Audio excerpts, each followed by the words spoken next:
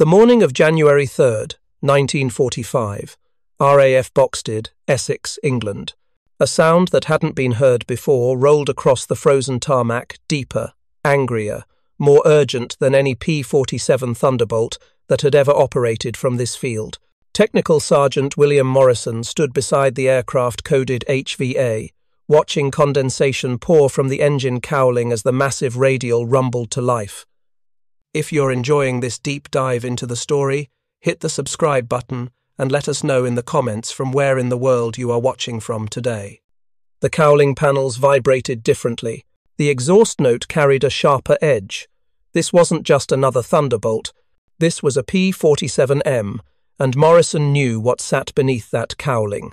An R2 80057C engine coupled to a CH5 turbosupercharger, a combination that Republic Aviation claimed could produce 2,800 horsepower at 32,500 feet. The official specification sheet said 473 miles per hour in level flight at 32,000 feet.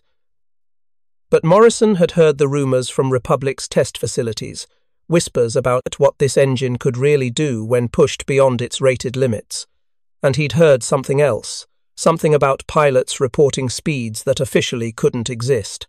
The pilot, First Lieutenant Philip Kuhn of the 63rd Fighter Squadron, climbed into the cockpit. Kuhn had flown P-47Ds for months, had survived the grinding attrition of escort missions deep into Germany. He thought he knew the Thunderbolt. Today would teach him he didn't know it at all. The 56th Fighter Group, Zemke's Wolfpack, was the last Thunderbolt unit in the entire 8th Air Force. Every other group had converted to Mustangs. The 56th had refused, had argued, had fought to keep their jugs, and now they were receiving these P-47Ms, a final bet that the Thunderbolt could evolve into something capable of challenging the jets that were appearing over Germany with increasing frequency. But there was a problem Morrison couldn't see yet, hidden in the pristine cylinders of that engine. In 3 weeks, these aircraft would start falling from the sky. The revolutionary power plants that promised unprecedented speed carried a flaw that would kill 3 pilots and ground the entire fleet.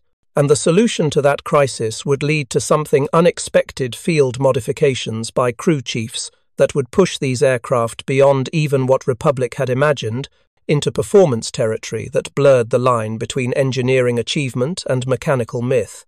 To understand what happened at Boxted in the first months of 1945, you must first understand what the P-47M actually was, how it differed from every Thunderbolt that came before, and why the entire program nearly collapsed before it could prove what it was capable of.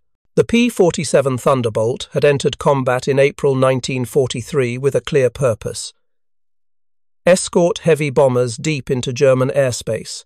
Its Pratt & Whitney R2000 800 double wasp engine, an 18-cylinder radial producing 2,000 horsepower, gave it adequate performance.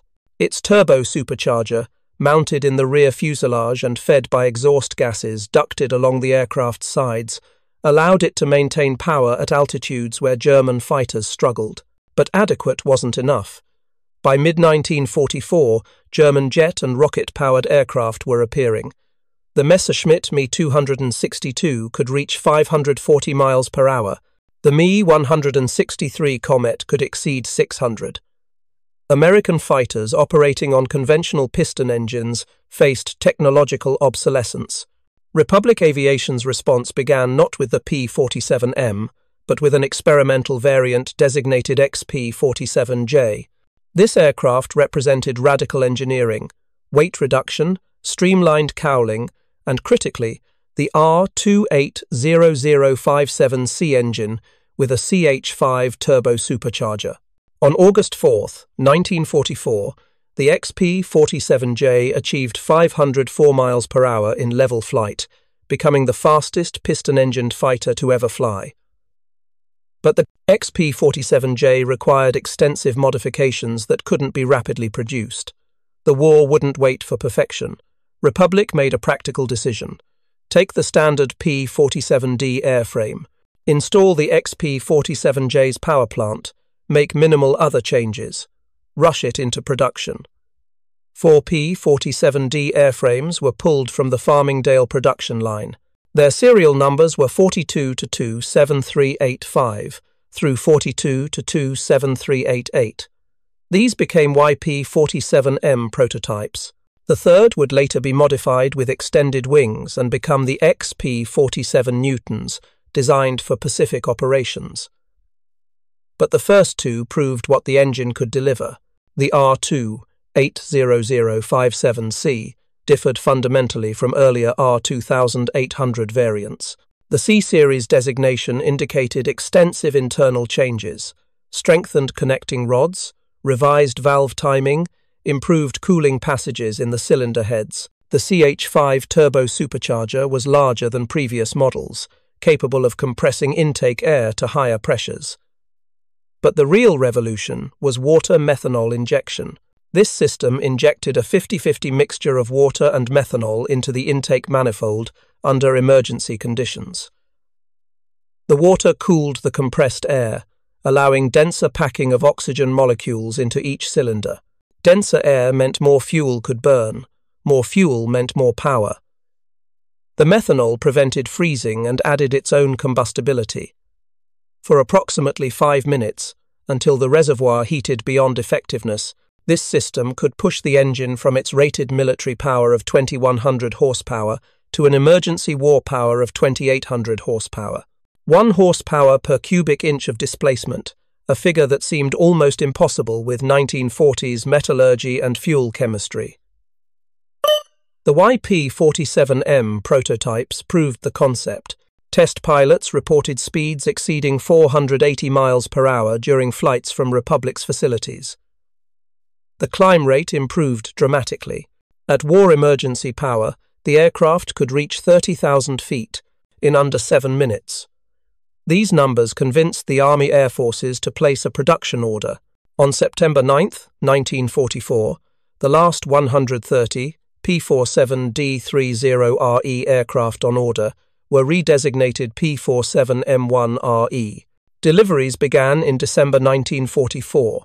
The 56th Fighter Group received the first aircraft on January 3, 1945.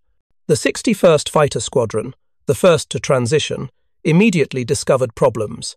Lieutenant Edward Lightfoot crash-landed P-47M serial number 44-21159 on January 21 due to mechanical failure. The aircraft survived. Lightfoot walked away, but it was an omen. By February, engine failures were occurring with alarming frequency. Pilots reported rough running, power loss, complete seizure. On February 26, after multiple emergency landings and near crashes, every P-47M in the 56th Fighter Group was grounded. The crisis threatened to end the program entirely. 12 P-50B Mustangs were rushed to Boxted. The implication was clear. If these engines couldn't be fixed, the 56th would convert to Mustangs like every other group, and the P-47M program would be declared a failure. Maintenance officers and Republic representatives tore into the grounded aircraft.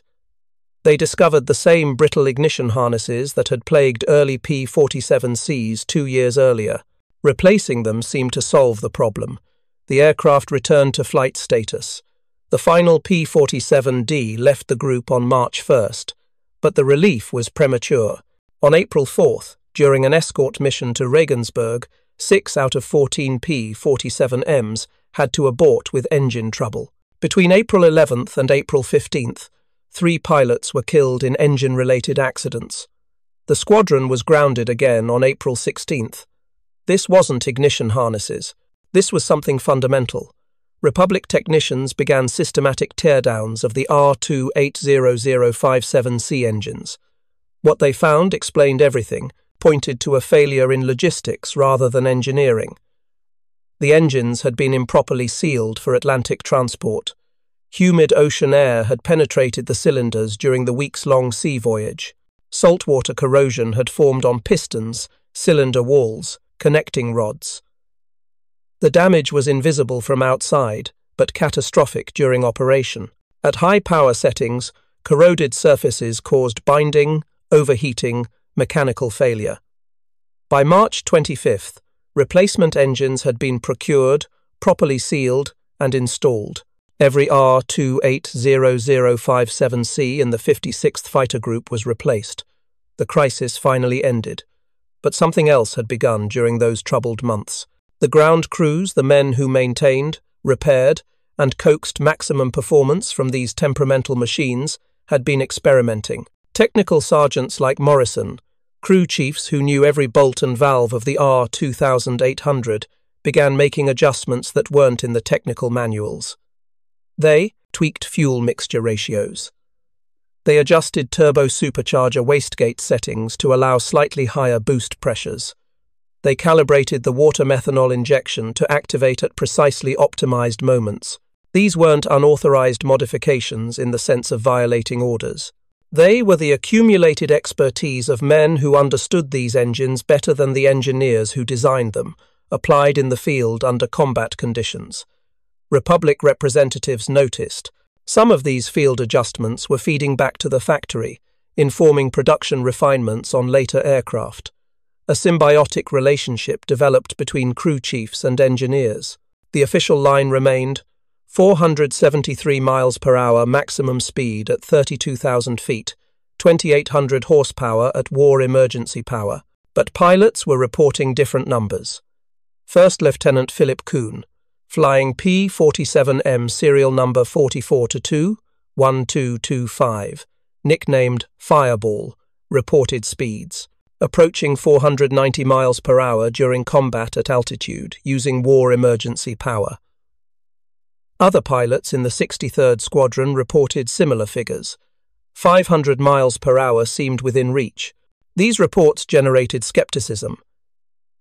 Indicated airspeed at high altitude requires correction for air density to calculate true airspeed. Instrument error increases at extreme speeds. Combat reports are notoriously unreliable.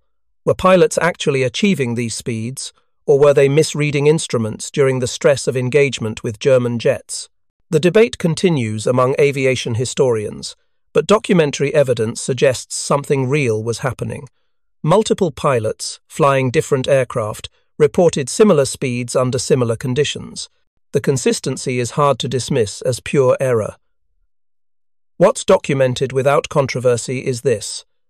Resourceful crew chiefs in the 56th Fighter Group, working within the broad parameters of their maintenance authority, managed to extract additional performance from engines already operating at the edge of mechanical possibility. Whether they achieved exactly 490 or exactly 500 miles per hour matters less than this reality.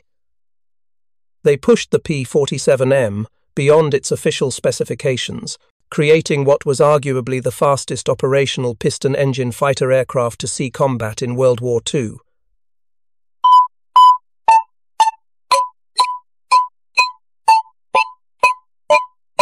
But speed alone wasn't the point. The 56th Fighter Group received the P-47M for a specific mission: intercept German jets. The Me-262 could reach 540 miles per hour, but only in straight-line flight. It accelerated slowly. It decelerated even slower. Its turning radius was poor. The Me-163 Comet was faster still, but had only minutes of powered flight before its volatile rocket fuel exhausted. Both types were vulnerable during takeoff and landing. The P-47M's mission was to exploit those vulnerabilities. Position at altitude, dive at superior speed. Strike during the brief window when jets were climbing or descending, then escape before they could respond.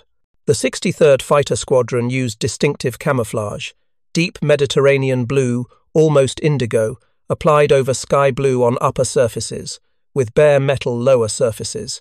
The 62nd maintained green and grey shadow shading patterns. The 61st used matte black that faded to dark purple. These schemes made identification easier during the chaotic geometry of high-altitude combat. They also marked the P-47M as different, special, the last evolution of a fighter that had begun the war as a brute force escort and ended it as a precision interceptor. Major George Bostwick commanded the 63rd Squadron. On March 25, 1945, he led a mission over Hitzacker, Germany. His flight pursued me 262 seconds, fleeing toward their base at Parchim. One jet entered final approach. Bostwick lined up behind it, but instead of landing, the German pilot continued down the runway, flying directly over another Me 262 that was taking off. Bostwick shifted his aim to the aircraft that was departing, the one just lifting off. He fired.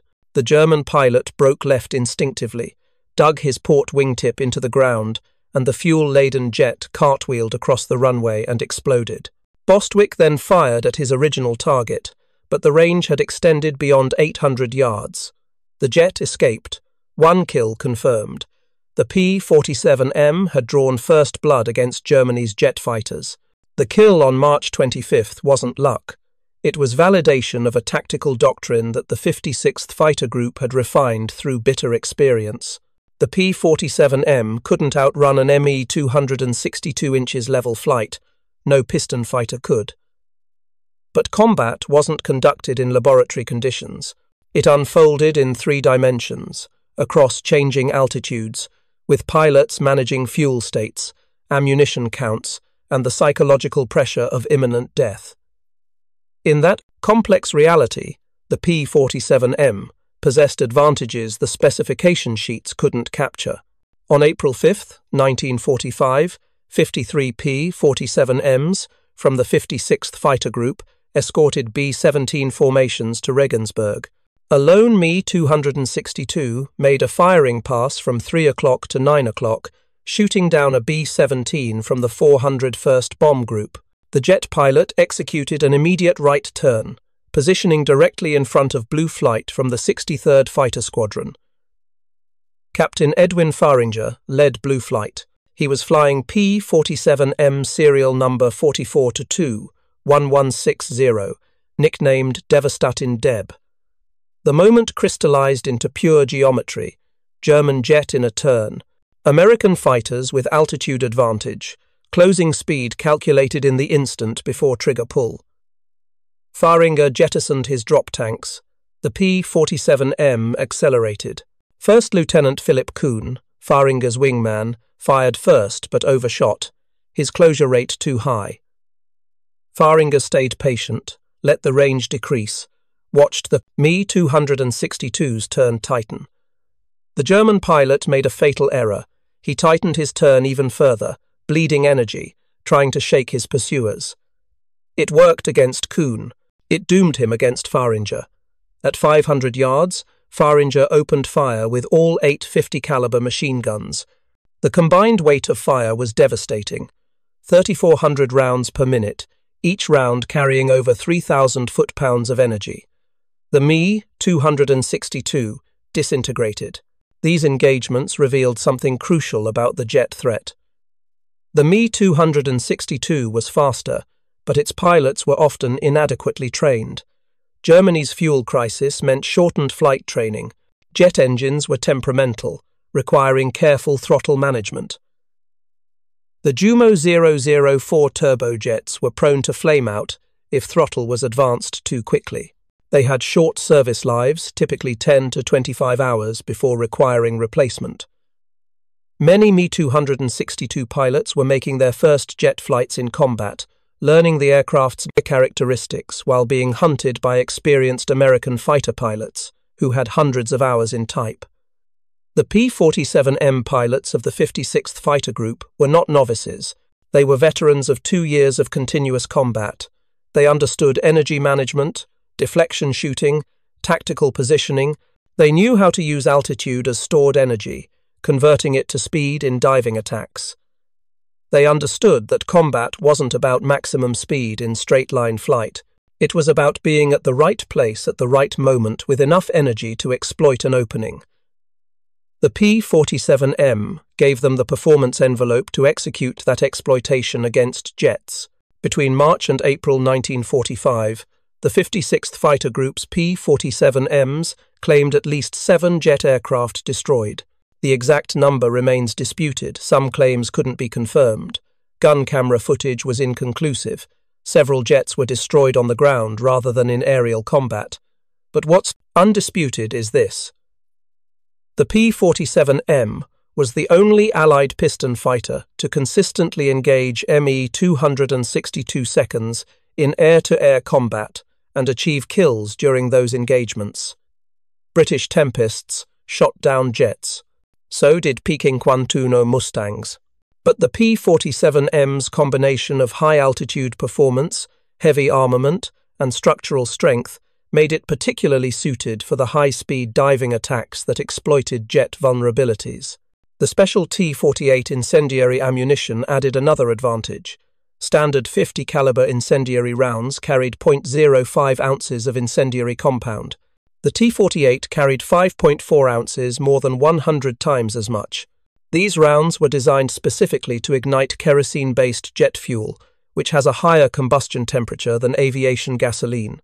The 500-grain rounds, manufactured by the Des Moines Ordnance Plant, achieved muzzle velocities of 3,400 feet per second, 20% higher than standard ammunition. If you find this story engaging, please take a moment to subscribe and enable notifications. It helps us continue producing in-depth content like this. The 56th Fighter Group received T-48 ammunition in February 1945, just as the P-47M program was recovering from its engine crisis. The combination of hot-rodded engines and jet-killing ammunition created the most specialized interceptor in the American arsenal. But the engines remained problematic. Even after the corroded pistons were replaced, the R280057C demanded constant attention. Oil consumption was high, spark plugs fouled quickly. The water methanol injection system required careful management, use it too soon, and the reservoir would be exhausted before the critical moment. Wait too long, and the enemy jet would escape. Crew chiefs worked 12-hour shifts, sometimes longer, keeping the aircraft mission ready. Every flight was followed by detailed inspections. Every engine required meticulous monitoring of cylinder head temperatures, oil pressure, manifold pressure. The P-47M wasn't an aircraft that tolerated neglect. Technical Sergeant Morrison and his counterparts developed rituals. Before each mission, they would run the engine up to full military power, listening to the note, feeling the vibration patterns, detecting any irregularity that might predict failure. They checked turbosupercharger operation, ensuring the wastegate opened and closed properly, that boost pressure reached specification. They verified water methanol tank levels, tested injection system operation, confirmed proper mixture. These weren't official checklist items. They were the accumulated wisdom of men who understood that pilot survival depended on engine reliability. And when the official procedures weren't sufficient, they improvised. Mixture settings could be enriched slightly for better cooling during sustained high-power operation. Turbosupercharger controllers could be adjusted to provide boost at lower altitudes, improving acceleration during climbs.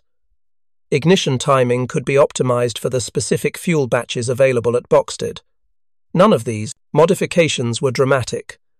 None violated the fundamental operating parameters, but collectively, they extracted every available horsepower from engines already operating at extraordinary power densities. If you find this story engaging, please take a moment to subscribe and enable notifications. It helps us continue producing in-depth content like this. The results showed in combat reports. Pilots praised the P-47M's performance in terms that earlier Thunderbolt variants never received. The acceleration was described as violent. The climb rate was remarkable. The high-altitude performance was outstanding. These weren't public relations descriptions. They were combat pilots, men who had flown P-47Ds for hundreds of hours, describing a qualitative difference they could feel in the cockpit. The P-47M wasn't just faster, it was responsive in ways the earlier models weren't.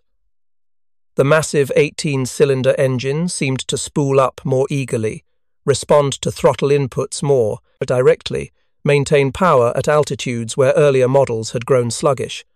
Part of this was engineering. The C-Series engine genuinely delivered more power with better throttle response, but part was the field modifications. The crew chiefs had created what modern automotive enthusiasts would call blueprinting, taking production engines and refining them to optimal specifications through careful measurement and adjustment. Not every P-47M performed identically. Some aircraft were known as better performers. Pilots requested specific tail numbers for critical missions. The difference between an average P-47M and one that had been carefully optimized by an expert crew chief might be 10 or 15 miles per hour at altitude enough to determine survival against an Me-262. By late April 1945, the Luftwaffe was effectively defeated. Fuel shortages had grounded most units. Trained pilots were scarce. The Me-262 production had ramped up, but many jets sat unused on dispersal areas because there was no fuel to fly them or pilots to fly them. The P-47M's combat career occurred during this final collapse. In total, only 130 P-47Ms were built. All served with the 56th Fighter Group. The production run was too small and too late to significantly impact the war's outcome. But the aircraft demonstrated what was possible when engineering capability met operational necessity. The fastest speed reliably documented for a P-47M in level flight was 473 miles per hour at 32,000 feet. This was measured during controlled test conditions by factory pilots. But combat pilots consistently reported higher speeds during operational missions. First Lieutenant Cameron Hart, flying P-47M, serial number 44-2-1116, nicknamed Penrod, reported achieving 495 miles per hour during a combat engagement in April 1945. Major Paul Conger, Squadron Operations Officer, reported similar speeds. These reports cluster around 490 to 500 miles per hour, 20 to 30 miles per hour, faster than official specifications. The discrepancy has several possible explanations. Instrument error at high speed and altitude can produce optimistic readings. Pilots under combat stress might misread airspeed indicators. Favorable atmospheric conditions, unusually cold air, tailwinds might temporarily boost performance. Or the field modifications really were extracting additional performance beyond what Republic's engineers had achieved. The historical record can't definitively resolve which explanation is correct. What's clear is that multiple experienced pilots, flying different aircraft, reported speeds that exceeded official specifications by consistent margins. The pattern suggests something real was occurring, even if precise numbers remain uncertain. The P-47M's operational career lasted less than 4 months of active combat. The last combat mission, flown by the 56th Fighter Group, occurred on April 21, 1945. Germany surrendered on May 7th. The jets that the P-47M had been designed to intercept were no longer flying.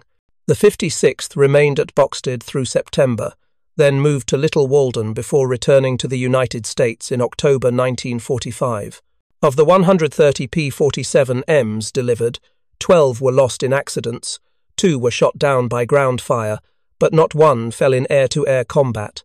The aircraft had proven remarkably survivable, a final vindication of the Thunderbolt's basic design philosophy of structural strength over agility. The legacy of the P-47M extended beyond its brief combat service. The experience gained with the R280057C engine and CH-5 turbosupercharger fed directly into the P-47 Newtons variant, which incorporated the same power plant in an airframe with extended-span wet wings for Pacific operations. Nearly 1,800 P-47Ns were built and served in the final months of the war against Japan. The field maintenance techniques developed at Boxted influenced post-war Air Force maintenance doctrine. The concept of allowing experienced crew chiefs to optimize engines within broad parameters became standard practice. Republic Aviation's attempt to create the ultimate Thunderbolt had succeeded technically but arrived too late strategically. The P-47M represented the peak of piston engine fighter development, but the future belonged to jets.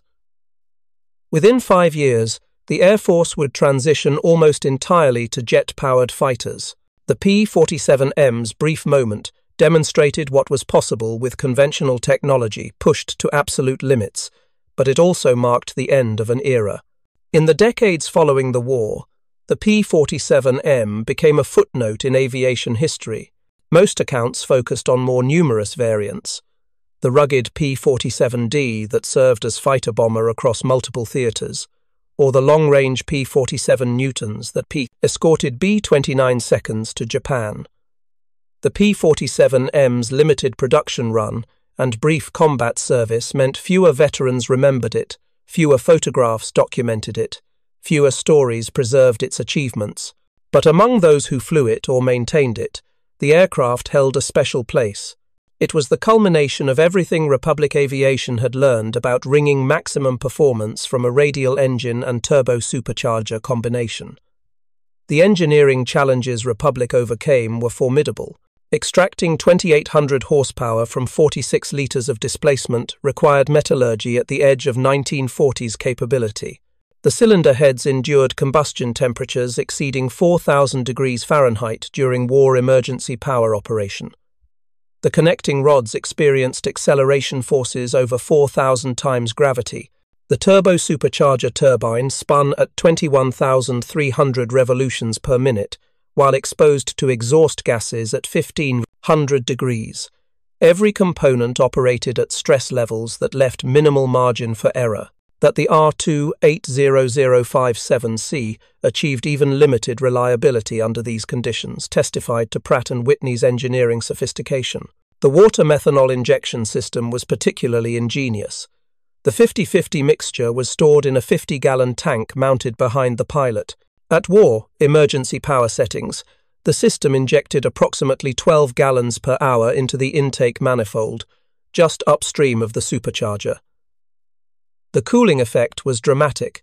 Intake air temperature dropped by over 100 degrees Fahrenheit. This allowed manifold pressure to increase from 52 inches of mercury at military power to 70 inches at war emergency power, an increase of 35%.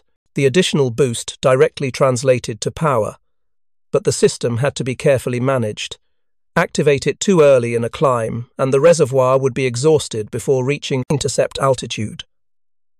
Activate it too late, and the engine might overheat before the cooling effect kicked in. Pilots had to anticipate engagement geometry, judge when maximum power would be needed, and trigger the system at precisely the right moment. This complexity placed enormous cognitive load on pilots already managing formation, flying, navigation, radio communication, threat scanning, and tactical decision-making. The P-47M wasn't a forgiving aircraft. It demanded constant attention to engine parameters. Cylinder head temperature could spike rapidly if mixture was too lean. Oil temperature would climb dangerously if cooling airflow was insufficient. Manifold pressure had to be monitored continuously to prevent overboosting, which could damage the engine catastrophically. This wasn't an aircraft for novice pilots. It required experience, judgment, and intimate familiarity with the power plant's behavior across its operating envelope. The crew chiefs understood this. They knew their pilots were managing multiple variables in combat. Anything they could do on the ground to simplify in-flight operation improved mission success probability. So they calibrated instruments for easy readability. They adjusted control cable tensions for optimal feel. They set mixture and propeller controls to positions that provided good performance with minimal pilot input. These details weren't documented in technical orders. They were craftsmanship, the application of tacit knowledge that couldn't be written down because it resided in the hands and judgment of expert technicians. Major George Bostwick's P-47M, serial number 44221160, nicknamed Ugly Duckling, was maintained by a crew chief named Staff Sergeant Thomas Riley. Riley was known throughout the 63rd Squadron for producing aircraft that performed slightly better than others. Pilots requested his aircraft for critical missions. The difference wasn't dramatic, maybe 10 miles per hour faster, maybe slightly, better climb rate, but in combat, marginal advantages determined outcomes. Riley never discussed his techniques in detail. When asked, he would say he just followed the technical orders, but other crew chiefs knew he was doing something more. They watched him work, tried to learn his methods, adopted what they could understand. This informal knowledge transfer created a culture of excellence within the ground crews. The relationship between pilot and crew chief was intensely personal. The pilot's life depended on the engine performing exactly as needed, exactly when needed. The crew chief's professional pride depended on returning his pilot safely from every mission. At Boxted, this relationship took on additional weight. The P-47M was new, relatively untested in combat, plagued by early mechanical problems. Trust had to be rebuilt after the engine failures of February and April. Pilots needed absolute confidence that when they pushed the throttle forward at 30,000 feet, with an ME 262 inches their sights, the engine would deliver. Crew chiefs provided that confidence through meticulous work and personal accountability. Technical Sergeant Morrison developed a particularly close relationship with First Lieutenant Philip Kuhn. Kuhn's P-47M, Fireball, was one of the squadron's most reliable aircraft. Morrison ensured it. Every night after Kuhn returned from a mission, Morrison personally debriefed him about engine performance. Any hesitation, any unusual vibration, any temperature excursion, Kuhn reported it. Morrison investigated it. This feedback loop allowed Morrison to anticipate problems before they became failures. He replaced spark plugs earlier than regulations required. He changed oil more frequently. He inspected turbosupercharger bearings with unusual thoroughness. The cost was higher maintenance hours per flight hour. The benefit was zero mechanical aborts. When Kuhn needed his aircraft, it was ready. On April 21, 1945, the 56th Fighter Group flew its last combat mission of the war in Europe. The target was airfields in the Munich area, a fighter sweep looking for any remaining Luftwaffe aircraft. They found none. German resistance had collapsed. The mission was uneventful, almost anticlimactic. The pilots returned to Boxted knowing the war was essentially over. 17 days later, Germany surrendered unconditionally. The P-47M had completed its combat service without ever fully demonstrating its potential. The jet threat it had been designed to counter had been neutralized more by fuel shortages and loss of trained pilots than by aerial combat. In the final accounting, the P-47M claimed 15 aerial victories, a modest number given the 130 aircraft produced and the hundreds of combat sorties flown. At least 7 of those victories were German jets, which represented a higher percentage than any other Allied fighter type achieved. The aircraft lost 12 units to accidents, 2 to ground fire, and none to enemy aircraft. The loss rate was actually lower than the P-47D, despite operating under difficult conditions against advanced threats. This safety record validated the basic Thunderbolt design philosophy. The aircraft was simply tough. The massive radial engine provided a degree of protection for the pilot. The rugged airframe could absorb significant damage and continue flying. Multiple P-47Ms returned to Boxted with battle damage that would have destroyed lighter aircraft. The question that aviation historians continue to debate is whether the P-47M actually achieved the speeds pilots reported. 490 to 500 miles per hour in level flight at altitude would have made it faster than some official test measurements of experimental variants. The XP-47J, with more extensive modifications, officially achieved 504 miles per hour. Could field-modified production P-47Ms really have approached that? Performance? The skeptics argue no. The reports were instrument error or pilot misperception. The believers argue, yes, experienced crew chiefs extracting maximum performance from engines already designed for extreme output could plausibly have achieved speeds exceeding the conservative official specifications. The truth likely lies somewhere in between. Some aircraft, prepared by the most skilled crew chiefs, flown by the most experienced pilots, under optimal atmospheric conditions, probably did achieve speeds approaching 490 miles per hour. Whether they reached exactly 500 is unknowable from the historical record. The significance isn't the precise number. It's what the P-47M represented, the absolute limit of what could be achieved with piston engine fighter technology. Every subsequent increase in performance would require jet propulsion. The P-47M marked the endpoint, the final evolution of a lineage that had begun with fabric-covered biplanes barely capable of 100 miles per hour and culminated in 7-ton fighters approaching the speed of sound in dives. For the men of the 56th Fighter Group, the P-47M wasn't about setting records.